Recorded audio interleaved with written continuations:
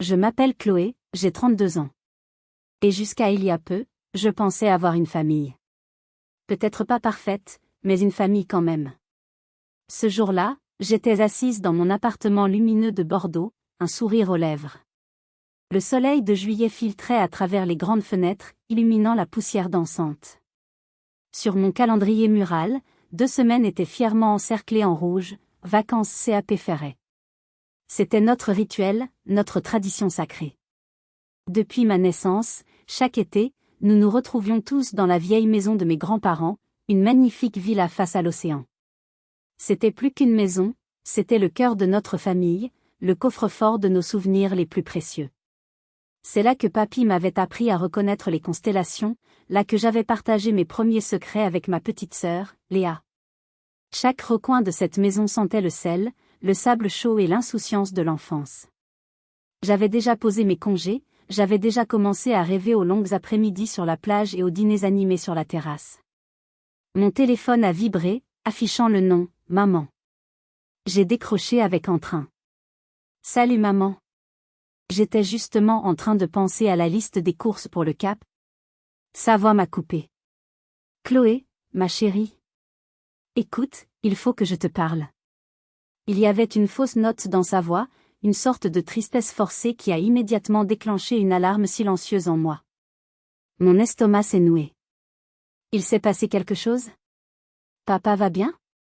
Oui, tout le monde va bien, ne t'inquiète pas, a-t-elle répondu trop vite. C'est juste que, nous ne pourrons pas aller à la maison de la plage cette année. Le silence. Le soleil dehors me semblait soudain moins chaud. Quoi? Pourquoi? Les temps sont durs, ma chérie, a-t-elle soupiré, et je pouvais presque visualiser son air de martyr. L'entreprise de ton père, les affaires immobilières, tu sais ce que c'est. Ce n'est vraiment pas le moment pour des dépenses superflues. Nous devons nous serrer la ceinture. Cette excuse me paraissait étrange. Mon père, Philippe, était un promoteur immobilier prospère. L'idée qu'il soit soudainement fauché, au point de ne pas pouvoir payer l'électricité d'une maison qui nous appartenait était absurde. La maison était payée depuis des décennies. Les seules charges étaient minimes. Maman, ce n'est pas un problème, ai-je dit, cherchant une solution. Je peux participer. Je peux prendre en charge les frais, les courses, tout ce qu'il faut. Vous savez à quel point c'est important pour moi, pour nous tous. Oh non, Chloé, c'est très gentil, mais il est hors de question, a-t-elle rétorqué, avec une fermeté qui m'a surprise. Nous ne pouvons pas accepter ton argent. C'est une décision de famille. Ton frère Antoine et ta sœur Léa sont d'accord. C'est mieux comme ça, nous ferons quelque chose de plus grand l'année prochaine, quand la situation se sera améliorée. Mentionner mes frères et sœurs était une tactique bien rodée. Me faire sentir comme la seule à ne pas être d'accord, la seule à être déraisonnable. J'ai senti la déception m'envahir, amère et froide. Toutes mes attentes pour l'été, tous mes plans, venaient de s'effondrer. Mais que pouvais-je faire? Me battre contre une décision unanime? D'accord, ai-je murmuré, la gorge serrée. Je comprends. Parfait, ma chérie. Je savais que tu comprendrais.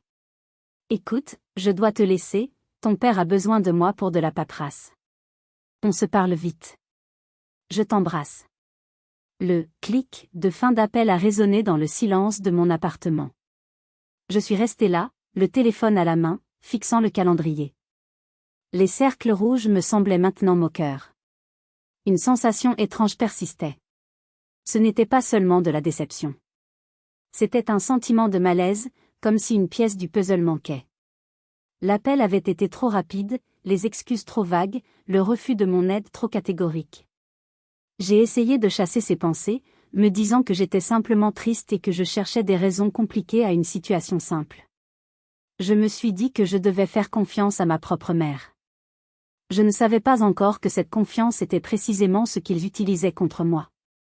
Je ne savais pas que cette déception n'était que le prélude, le premier acte d'une trahison si profonde qu'elle allait redéfinir le mot « famille » pour moi à tout jamais. Comment une mère pouvait-elle regarder sa propre fille dans les yeux et lui mentir aussi effrontément?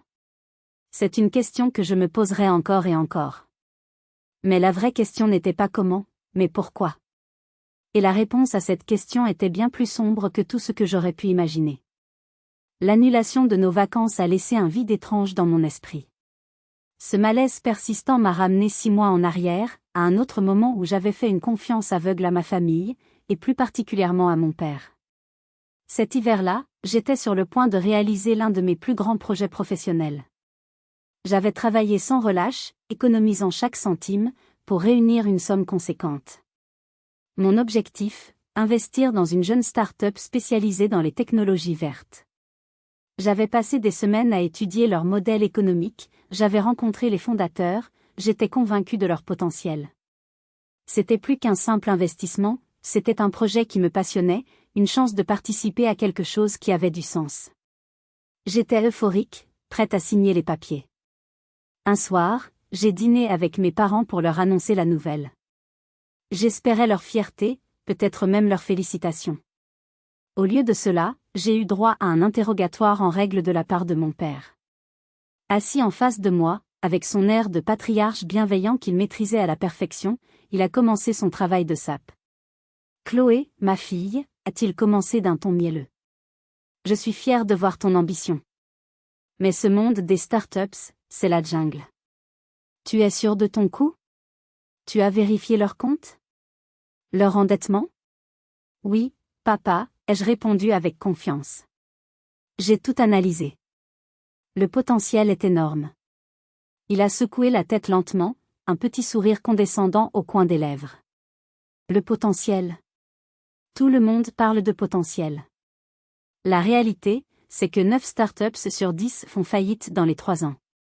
C'est de l'argent jeté par les fenêtres. Ton argent, Chloé. L'argent que tu as gagné si durement. Il a posé sa main sur la mienne, son regard se faisant faussement inquiet. Je ne dis pas ça pour te décourager. Je dis ça parce que je suis ton père et que je veux te protéger. L'immobilier, voilà une valeur sûre.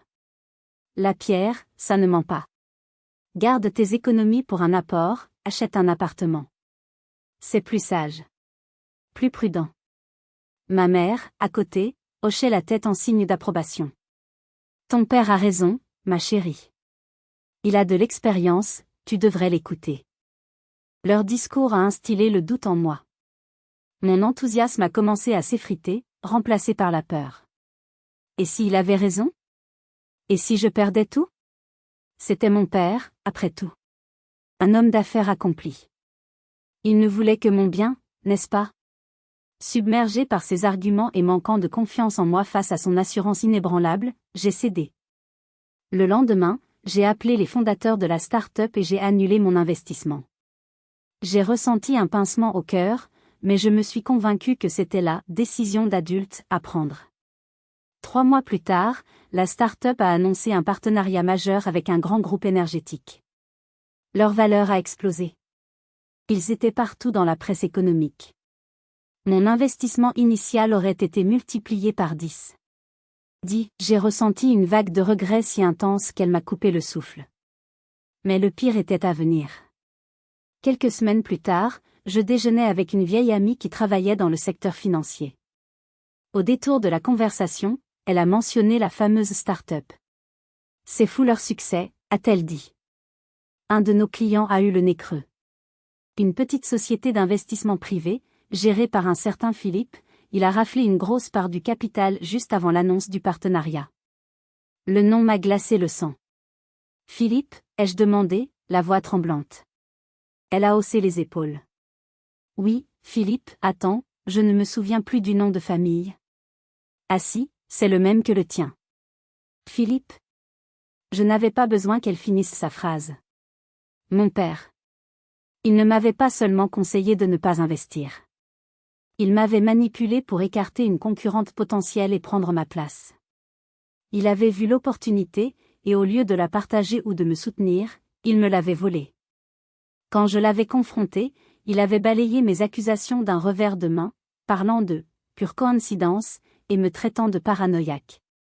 J'avais fini par laisser tomber, voulant croire à tout prix qu'il y avait eu un malentendu. Je voulais préserver l'image que j'avais de mon père, l'image de ma famille.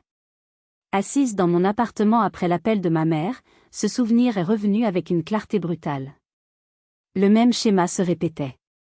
Une excuse financière plausible, une décision présentée comme étant pour mon bien, le front uni de la famille contre moi. Ce n'était pas de la malchance.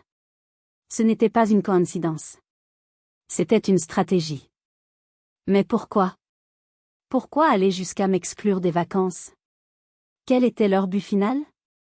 La tristesse laissait place à une colère froide et déterminée. Ils m'avaient sous-estimé une fois. Ils ne le feraient pas une deuxième fois. Les 2 semaines qui ont suivi ont été étranges. Un silence radio complet de la part de ma famille. Pas un appel, pas un message. J'ai essayé de me convaincre que c'était normal. Ils étaient sûrement occupés, stressés par leurs prétendus problèmes financiers. Je me suis plongée dans le travail, j'ai organisé des sorties avec des amis, j'ai fait tout mon possible pour ne pas penser à eux, pour ne pas penser à la grande maison vide du Cap Ferret. J'essayais de m'habituer à l'idée d'un été sans notre tradition. Mais chaque soir, en rentrant, le silence de mon appartement me rappelait le bruit des vagues et les rires que j'étais censée entendre. Puis vint le jour fatidique. J'étais à ma pause déjeuner, assise sur un banc dans un parc, mangeant distraitement un sandwich. Pour tuer le temps, j'ai ouvert Instagram. Et c'est là que je l'ai vue. La première photo. Elle avait été postée par ma petite sœur, Léa, il y a à peine 2 heures. Mon sandwich est tombé de mes mains soudainement engourdies. Je fixais l'écran, mon souffle coupé.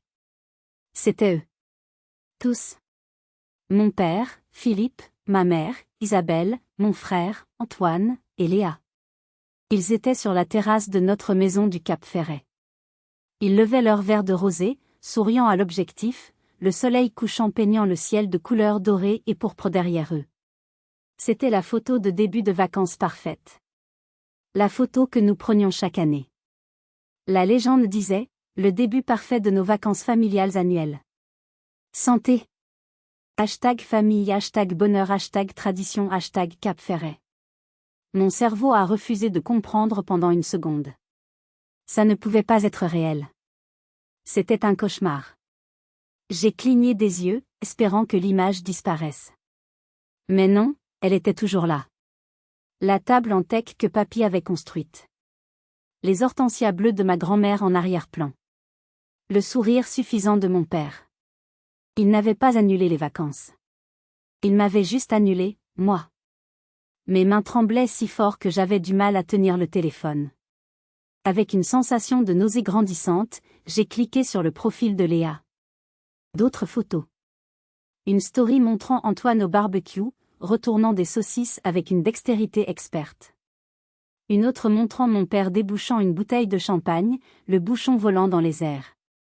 Une photo de ma mère arrangeant son centre de table signature, fait de coquillages et de bois flottés. Puis j'ai vu le profil de mon frère. Lui aussi avait posté. Une photo de la vue depuis le balcon avec la légende, rien de mieux que la tradition. Vacances annuelles à la plage en famille en pleine effervescence. Le mot « famille ». Chaque fois que je le lisais, c'était comme une gifle. Une claque violente en plein visage. La douleur était physique. Une boule s'est formée dans ma gorge, un mélange de larmes et de rage. J'étais assise sur ce banc, mon déjeuner oublié par terre, tandis que des années d'exclusion subtile, de mise à l'écart, de petites trahisons prenaient soudain tout leur sens. Les invitations au brunch que j'apprenais après coup. Les blagues de famille auxquelles je ne comprenais rien. Les photos de groupe où tout le monde portait du blanc sauf moi. J'avais toujours mis ça sur le compte de la maladresse, de l'oubli. J'avais tort. C'était intentionnel. C'était un long et lent processus pour me pousser dehors. Et ça, c'était l'apothéose de leur plan. M'arracher notre tradition la plus chère, le seul lieu que je croyais sacré et intouchable. La maison de papy. Je suffoquais. Je devais partir de là. Je me suis levée d'un bond, j'ai jeté mon déjeuner à la poubelle et j'ai marché, presque couru, jusqu'à mon bureau. Je me suis enfermée dans les toilettes et j'ai laissé les larmes couler. Des larmes de tristesse, mais surtout, des larmes de fureur. Comment avait-il pu? Comment ma propre mère, mon propre père, mes propres frères et sœurs pouvaient-ils être si cruels? À ce moment précis, Une question s'est imposée à moi. Une question qui allait tout changer. Que auriez-vous fait à ma place? Auriez-vous appelé pour hurler votre rage, pour exiger une explication? Auriez-vous pleuré et demandé pourquoi il vous avait fait ça? Dites-le moi dans les commentaires, je suis curieuse de savoir. Moi, j'ai choisi une autre voie. Après avoir pleuré, j'ai séché mes larmes. La tristesse s'est évaporée, laissant place à une détermination froide comme l'acier. Il pensait que j'étais faible. Il pensait que j'allais juste accepter ça, comme j'avais accepté toutes les autres petites humiliations. Mais il venait de réveiller quelque chose en moi. Quelque chose qu'il n'aurait jamais dû déranger. Je ne les appellerais pas. Je n'allais pas leur donner cette satisfaction. Au lieu de cela, j'allais découvrir pourquoi. Pourquoi cette mise en scène élaborée? Il devait y avoir une raison plus grande, plus sombre, que de simples vacances. Et j'étais bien décidée à la trouver. De retour à mon bureau, l'esprit en ébullition, je ne pouvais plus me concentrer sur mon travail. Les images de leur sourire sur Instagram tournaient en boucle dans ma tête, comme une provocation silencieuse. J'ai pris mon après-midi. Je devais comprendre. Je suis rentrée chez moi, mais au lieu de m'effondrer sur mon canapé, je me suis dirigée vers mon bureau. Si la raison de tout cela était financière, comme ma mère l'avait prétendu, alors la réponse devait se trouver dans des documents, des papiers. J'ai commencé par mes emails. J'ai tapé le nom de mon père dans la barre de recherche et j'ai fait défiler des années de correspondance. La plupart étaient des banalités, des photos de famille, des nouvelles sans importance. Mais je cherchais quelque chose de précis. Quelque chose de l'année dernière, autour de la période où la succession de papy avait été finalisée. Mon père avait géré toute la paperasse, affirmant vouloir nous simplifier la vie. À l'époque, j'avais été reconnaissante. Maintenant, chaque acte de gentillesse de sa part me paraissait suspect. Après 2 heures de recherche infructueuse, j'ai failli abandonner. Et puis, je l'ai vu. Un email datant d'il y a environ 1 an. L'objet était simple, document pour la fiducie familiale. Le corps du message était bref, chérie, je passerai à ton bureau demain avec les derniers papiers à signer pour la succession. Juste des formalités pour optimiser les impôts. Ça ne prendra que 5 minutes. Bisous, papa. Mon cœur s'est mis à battre plus vite. Je me souvenais de ce jour. Il était arrivé, tout sourire, avec une pile épaisse de documents. Il avait pointé les endroits où je devais signer, parlant rapidement de clauses complexes et de jargon fiscal que je ne comprenais pas. Fais-moi confiance, c'est mon domaine, avait-il dit. Et je lui avais fait confiance. Aveuglément. Pourquoi ne l'aurais-je pas fait? C'était mon père. J'ai bondi de ma chaise. Où avais-je mis ma copie de ces documents?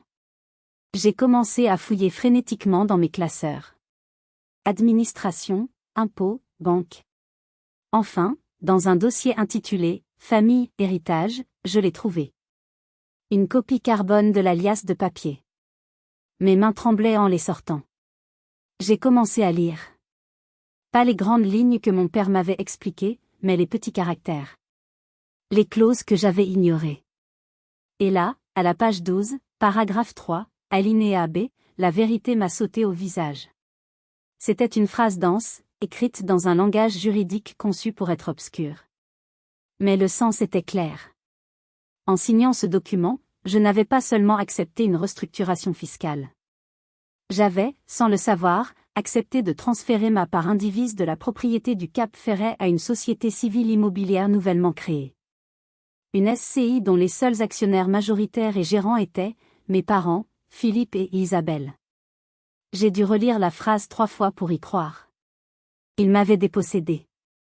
Il m'avait fait signer un papier qui me privait de mon héritage, de la maison de mon grand-père. La maison qui représentait tout pour moi. C'était ça, leur grand plan. Ce n'était pas juste pour des vacances.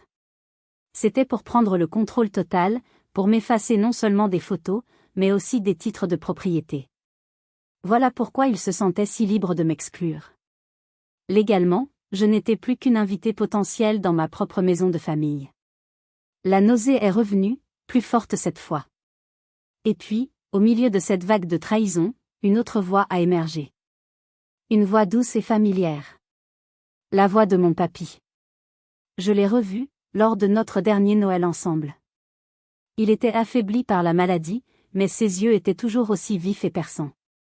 Il m'avait prise à part, loin du bruit et de l'agitation.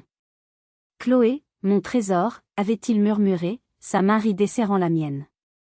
Écoute-moi bien. Il se peut que les choses deviennent compliquées après mon départ. Ton père est un homme ambitieux. Parfois trop. J'ai laissé quelque chose pour toi chez Maître Dubois. C'est mon vieil ami, l'avocat. Si jamais tu sens que quelque chose n'est pas juste, si tu te sens mise à l'écart, promets-moi d'aller le voir. Promets-le-moi. À l'époque, j'avais mis ces paroles sur le compte de la fatigue et de la vieillesse. Mais maintenant, ces mots résonnaient avec une clarté prophétique. Il avait vu. Il avait vu la cupidité dans les yeux de son propre fils et il avait agi pour me protéger. Une nouvelle énergie m'a envahi. La peur et le désespoir ont fait place à une détermination glaciale. Le jeu venait de changer. Ils pensaient avoir gagné.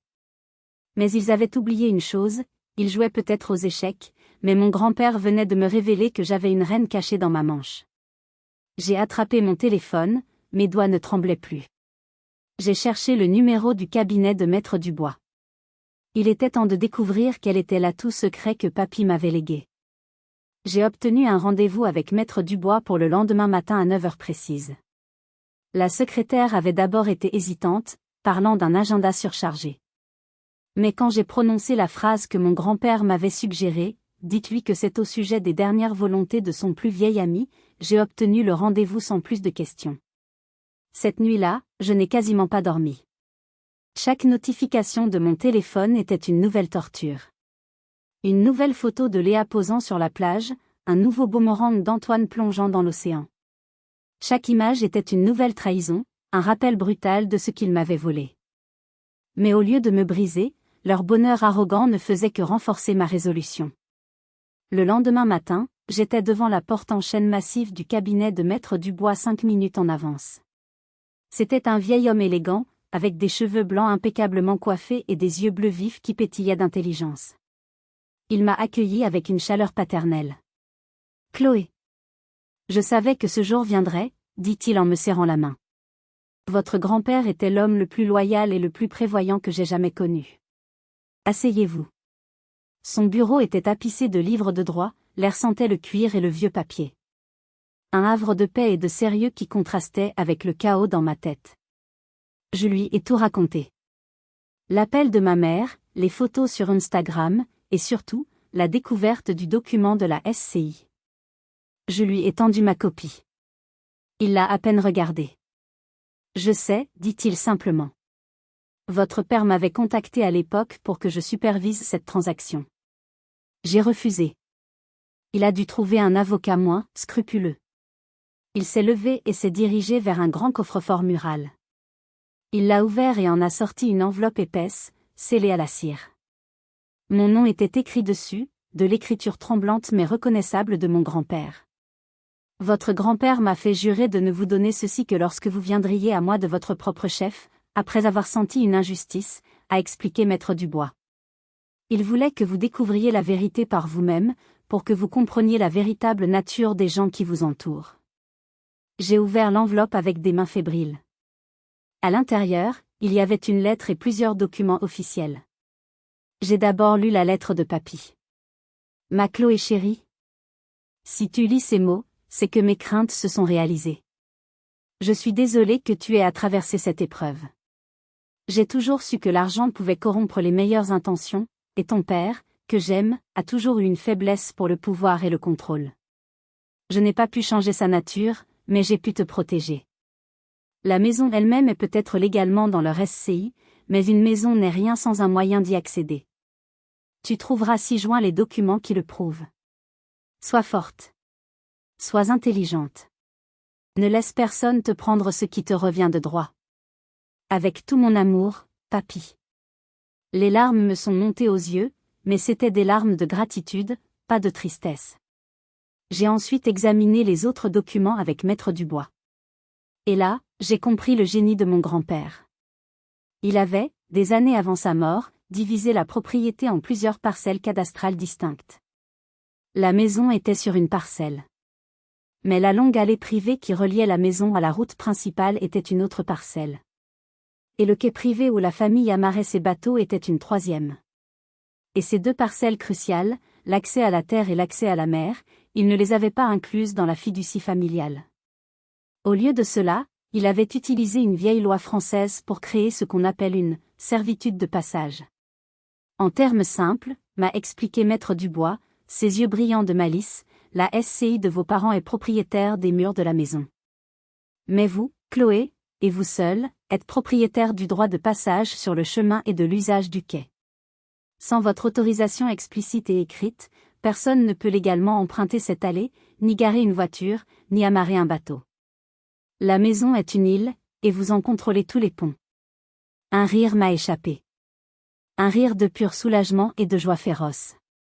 C'était diabolique. C'était parfait. Alors, que pouvons-nous faire, ai-je demandé, mon esprit s'emballant déjà. Maître Dubois a souri. Nous pouvons faire ce que votre grand-père aurait voulu. Nous allons leur rappeler que dans la vie, les actions ont des conséquences.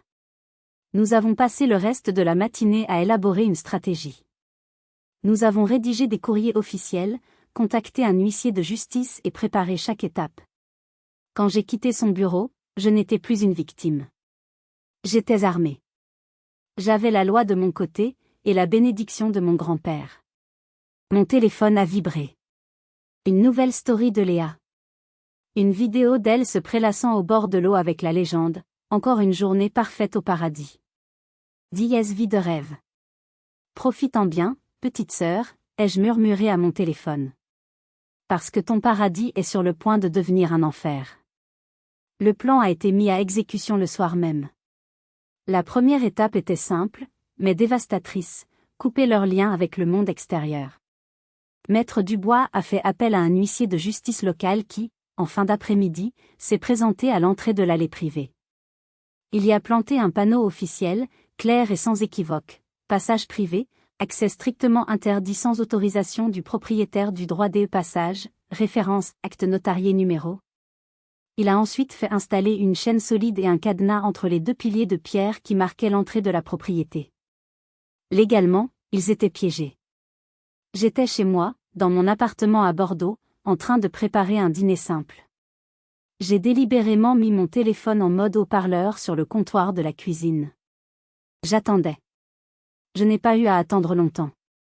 À 19h30, il a sonné. C'était ma mère. Sa voix, habituellement si calme et contrôlée, était tendue, presque stridente.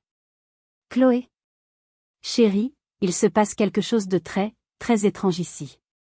J'ai pris une gorgée de vin, savourant l'instant. Ah bon?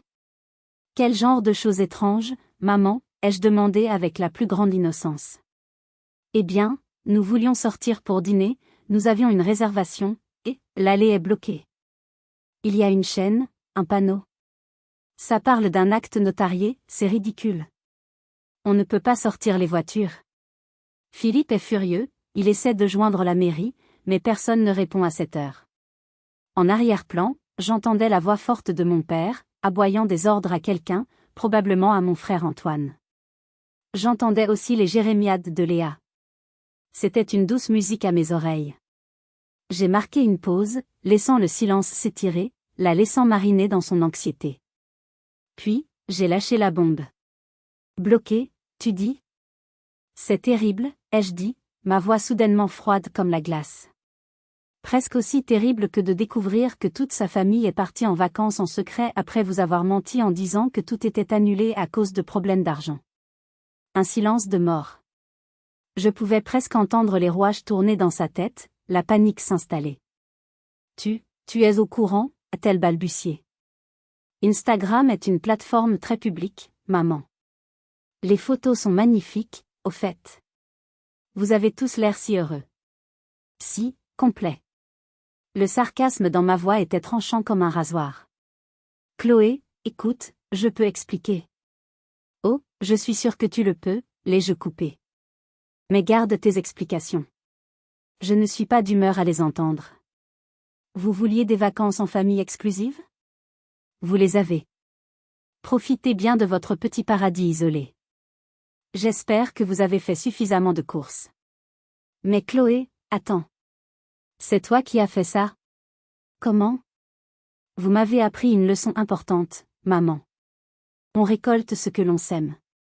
Passe une bonne soirée. J'ai raccroché avant qu'elle ne puisse répondre. Mon cœur battait à tout rompre, un mélange d'adrénaline et de justification. J'ai immédiatement bloqué son numéro, ainsi que ceux de mon père, de mon frère et de ma sœur. Je ne voulais pas de leurs appels, de leurs messages, de leurs tentatives de manipulation. Je voulais qu'ils ressentent ce que c'était que d'être impuissant. D'être piégé. La soirée s'est écoulée. J'ai mangé mon dîner en paix pour la première fois depuis des jours. Vers 22 heures, j'ai reçu une notification d'un numéro inconnu. C'était un message de Léa. Chloé, je ne sais pas quel est ton problème, mais tu ferais mieux d'arranger ça tout de suite. J'ai des partenariats importants et je suis censée être à une soirée à Arcachon demain. Tu ruines ma carrière. J'ai souri, j'ai effacé le message et j'ai bloqué le numéro. Ils avaient prévu 2 semaines de vacances. 2 semaines de soleil, de champagne et de vie de luxe. Eh bien, ils allaient avoir 2 semaines. 2 semaines pour être coincés ensemble, sans échappatoire. 2 semaines pour réfléchir à leur choix. 2 semaines pour comprendre qu'ils avaient joué avec la mauvaise personne. Et ce n'était que le début. La phase 2 de mon plan n'avait même pas encore commencé. Qu'est-ce que j'avais prévu d'autre, vous demandez-vous? La patience est une vertu, comme ils allaient bientôt l'apprendre à leurs dépens. Le lendemain matin, la véritable ampleur de leur isolement a dû commencer à se faire sentir. Le soleil s'est levé sur leur prison dorée, mais il n'y avait aucune issue. Pas de croissants frais de la boulangerie du village. Pas de promenade sur le marché local. Pas d'excursion en voiture le long de la côte. Juste les 4 murs de la maison, la terrasse, et une plage qui devait soudain leur sembler beaucoup moins paradisiaque. De mon côté, j'ai mis en œuvre la phase 2. J'ai appelé la capitainerie du port du Cap Ferret. Armée des documents légaux fournis par Maître Dubois, j'ai informé le maître de port que, en tant que seule détentrice du droit d'usage du quai privé attaché à la propriété, je révoquais toute autorisation d'amarrage ou de départ jusqu'à nouvel ordre. L'homme a été très professionnel. Il a vérifié les documents et m'a assuré qu'aucun bateau ne quitterait le quai sans mon accord formel. Cela concernait le voilier de mon père et le petit semi-rigide qu'Antoine et Léa adoraient utiliser pour leur virée nautique. La mer, leur deuxième porte de sortie, était désormais fermée. La réaction n'a pas tardé. Vers midi, j'ai reçu un email de mon père, son ton passant de la colère à une tentative maladroite de négociation. Objet, parlons en adulte. Sarah, ce que tu fais est puéril et totalement contre-productif. Je suis prêt à oublier ce petit caprice si tu cesses immédiatement. Nous avons besoin des bateaux. Nous avons des invités qui arrivent la semaine prochaine. Pense à la réputation de la famille. Appelle-moi. J'ai lu son email, et un rire m'a échappé. La réputation de la famille? C'était tout ce qui comptait pour lui. Pas le fait qu'il m'ait menti, qu'il m'ait volé. Juste les apparences. J'ai transféré l'email à Maître Dubois avec une seule note, pour information. Aucune réponse nécessaire. Pendant ce temps, le spectacle continuait sur les réseaux sociaux, mais le ton avait changé. Léa, réalisant que ses abonnés remarqueraient son inaction, a essayé de tourner la situation à son avantage. Elle a posté une photo d'elle, l'air songeur, regardant l'océan, avec la légende « Parfois, le plus grand luxe est de ne rien faire et de se déconnecter du monde. » #digital detox #paradis perdu. C'était tellement faux que c'en était presque comique. Les commentaires de ses amis commençaient à fuser « On te voit à la soirée de Thomas ce soir, hâte de te voir sur le bateau demain. » Elle ne répondait à aucun d'eux. L'après-midi, la situation a encore empiré pour eux. J'avais délibérément laissé passer leur commande de course en ligne, qu'ils avaient dû faire livrer à l'entrée de la propriété.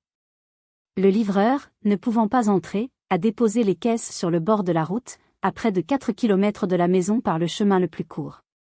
Un voisin m'a envoyé une photo, mon père en chemise de lin et mon frère Antoine en short de marque, suant sous le soleil de l'après-midi, transportant péniblement des sacs de course le long du chemin poussiéreux. L'image était d'une ironie délicieuse. Les messages que je recevais via des numéros inconnus devenaient de plus en plus désespérés. Ma mère a essayé la carte de la culpabilité. Chloé, je t'en supplie. Ta grand-mère n'aurait jamais voulu ça. Pense à papy. Ce message m'a particulièrement mise en colère. Oser utiliser le nom de papy, l'homme qu'ils avaient trahi en essayant de me voler ce qu'il m'avait laissé. Antoine a tenté une approche de « grand frère, allez, petite sœur », la blague a assez duré. On a compris, tu es fâché. Dis-nous ce que tu veux. De l'argent ? De l'argent. C'était toujours la même chose avec eux. Ils pensaient que tout pouvait s'acheter. La loyauté, le pardon, le silence. Ils ne comprenaient pas que ce que je voulais, ce n'était pas quelque chose qu'ils pouvaient m'offrir. C'était quelque chose que j'allais leur prendre, leur sentiment de supériorité, leur impunité. Le 3e jour, l'email de mon père est tombé. Il était bref et menaçant. Objet, CCDIA suffit maintenant. Tu as jusqu'à demain soir pour rétablir l'accès. Sinon, je serai obligé de prendre des mesures légales plus définitives concernant ta place dans cette famille. Tu joues avec le feu, Chloé. Cette menace était l'ouverture que j'attendais. Il ne cherchait plus à négocier, il cherchait à m'intimider. C'était le moment de passer à la phase finale. La confrontation. J'ai pris mon téléphone et j'ai appelé le dernier numéro que ma mère avait utilisé. Elle a décroché à la première sonnerie. Maman. Nous devons parler. Tous ensemble. En personne. J'arrive dans 2 heures. Assure-toi que tout le monde soit là. Avant qu'elle ne puisse répondre, j'ai raccroché. J'ai pris les clés de ma voiture. Le trajet jusqu'au Cap Ferret allait être long, mais j'étais prête. Le procès familial allait commencer. Mais quel serait le verdict ? Avait-il une dernière carte à jouer ? La route vers le Cap Ferret était baignée d'une lumière dorée de fin d'après-midi. C'était une route que je connaissais par cœur, chaque virage, chaque pin parasol familier. D'habitude, ce trajet était synonyme de joie et d'anticipation. Aujourd'hui, il était chargé d'une tension froide. Je n'allais pas à des retrouvailles. J'allais à une confrontation. Je n'apportais pas de maillot de bain et de crème solaire, mais un dossier rempli de documents légaux et une détermination de fer. Je me suis garé à l'extérieur de la propriété, près de la chaîne qui bloquait l'entrée. J'ai marché le long de l'allée, savourant le silence. D'habitude, à cette heure, on entendait de la musique, des rires. Aujourd'hui, rien. C'était comme si la maison elle-même retenait son souffle.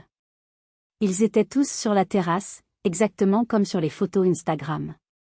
Mais l'ambiance n'avait rien à voir. Fini les sourires et le champagne. Mon père, Philippe, se tenait debout, les bras croisés, le visage fermé comme un poing.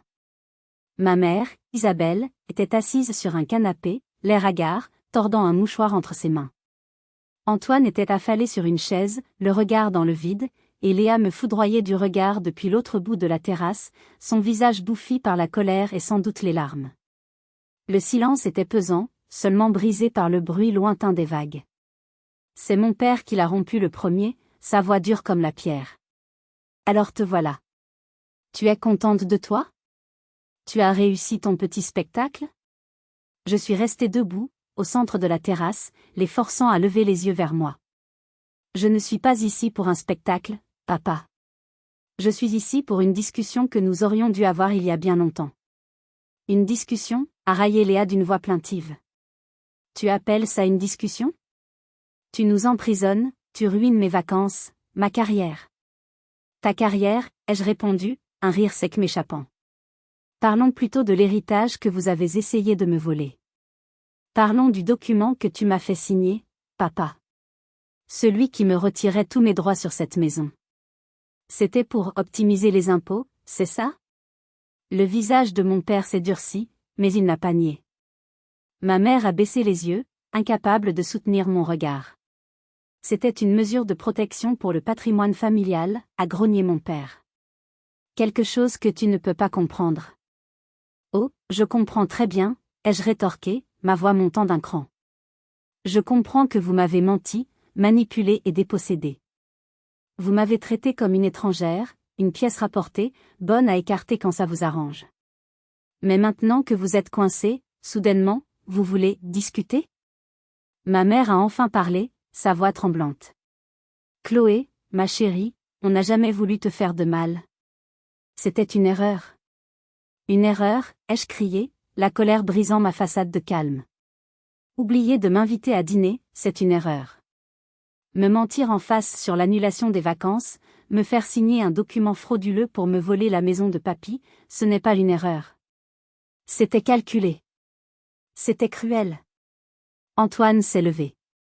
Ok, Chloé, on a compris. Tu es en colère. Tu veux nous punir. C'est fait. Maintenant, qu'est-ce que tu veux? Fais cesser cette folie. C'était le moment. J'ai posé mon dossier sur la table en tech, avec un bruit sec qui les a fait sursauter. Ce que je veux, ai-je dit, ma voix redevenant calme et dangereusement posée. C'est très simple. Voici un nouvel accord, rédigé par Maître Dubois. Il annule le précédent.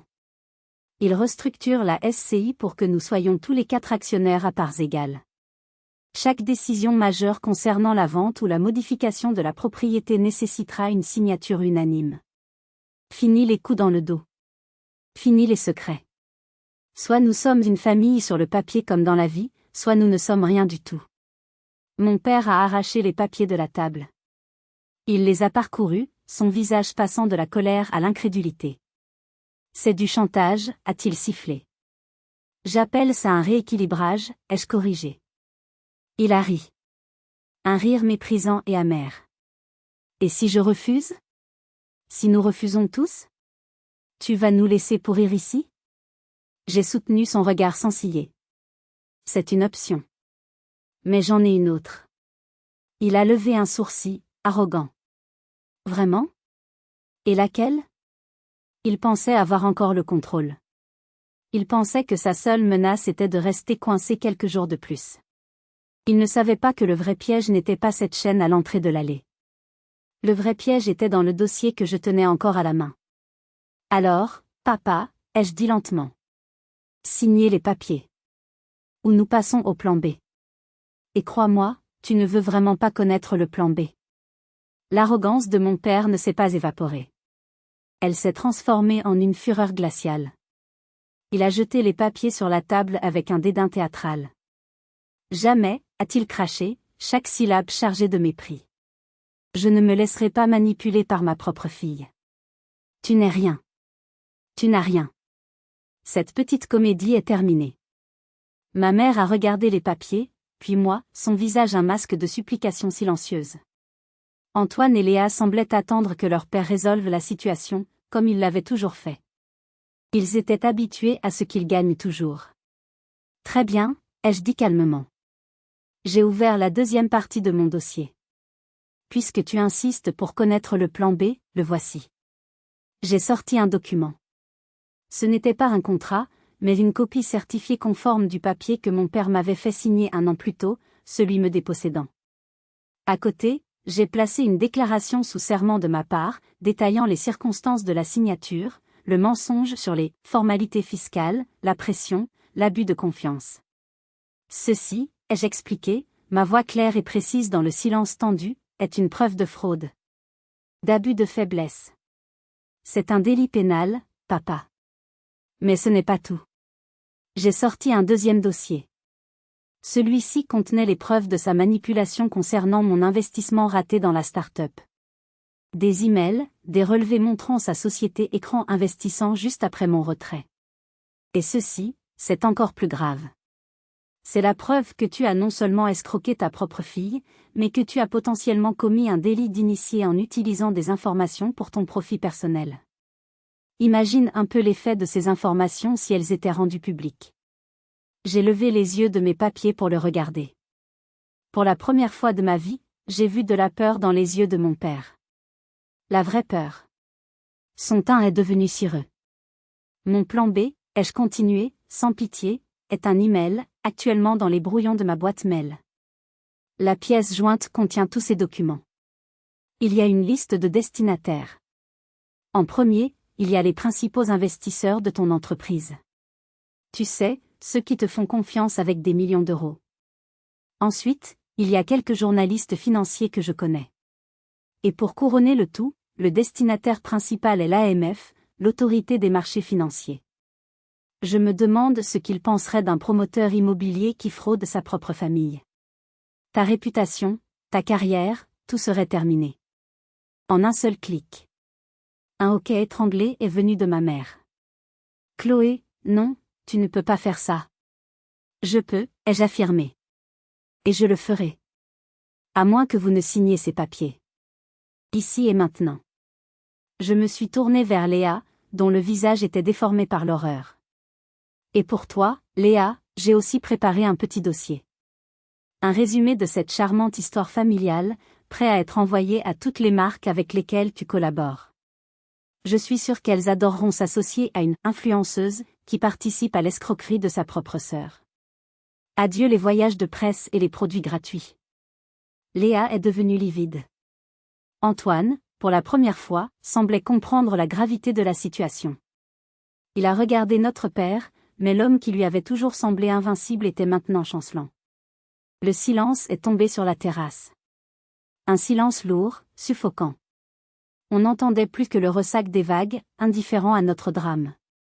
La dynamique du pouvoir venait de basculer de façon sismique. Je n'étais plus la petite fille suppliante. J'étais celle qui tenait leur avenir entre ses mains. Mon père a finalement baissé les yeux vers les papiers qu'il avait jetés avec tant de mépris. Lentement, comme un vieil homme, il les a ramassés. Sa main tremblait légèrement. Il a pris un stylo. Le bruit de la plume sur le papier était le seul son dans ce monde suspendu. Il a signé. Puis il a poussé les documents vers ma mère. Elle a hésité, me regardant avec des yeux remplis de larmes. « Pardonne-nous, Chloé. » « Signe, maman, ai-je dit, ma voix sans inflexion. Elle a signé. Puis Antoine. Puis Léa, d'une écriture rageuse. J'ai pris les documents. J'ai vérifié chaque signature. J'ai rangé ma copie dans mon dossier. L'huissier viendra retirer la chaîne dans 1 heure, ai-je annoncé. Maître Dubois enregistrera ces documents demain matin. Bienvenue dans notre nouvelle dynamique familiale. Sans un mot de plus, sans un regard en arrière, j'ai tourné les talons et j'ai descendu les marches de la terrasse. Je les ai laissés là, brisés et silencieux, au milieu de leur paradis profané. La partie était terminée. Et j'avais gagné. Mais à quel prix ?